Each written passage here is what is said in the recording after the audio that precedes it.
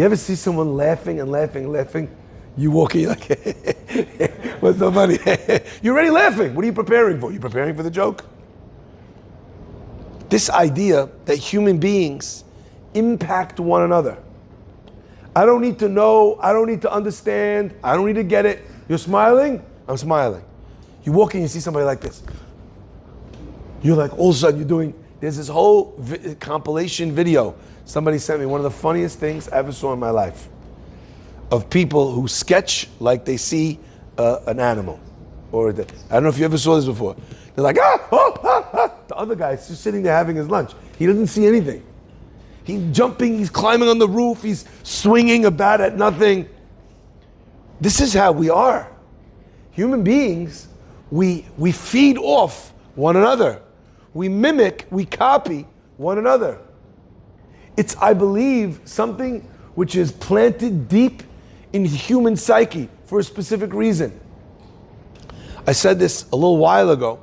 There's a fascinating insight into human psychology, which is called tonal matching. If you speak and you talk fast, when the person answers you, you know what they do? They talk fast. If you raise your voice and you start talking on a higher decibel level, whether higher in pitch or higher in volume, you know what the person does? Matches you. Why? As human beings, we are wired for communication. And what you're doing, I'm going to do. At its core, this human behavior is really designed around the idea that human beings crave being together. They crave being like one another. Now, in its most ridiculous expression, we copy the stupid things that other people do.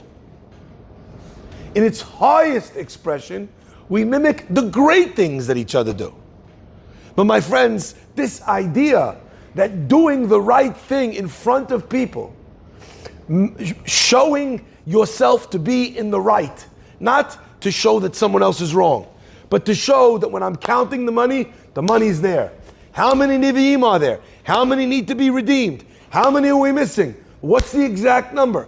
22,273. How many Jews are there? 603,000, exactly down to the specific number. My friends, that exactitude, that honesty, that transparency in making sure that everything is 100% is the job of a Jewish person. And when a person sees that honesty, they see you at Tefillin, they see you Birkat HaMazon. All of a sudden, one guy does Birkat HaMazon, what's happening with everybody else? Everybody else saying Birkat HaMazon. My friends, and what a beautiful mitzvah it is to 10x your investment. Everybody wants to know, when you offer them a business deal,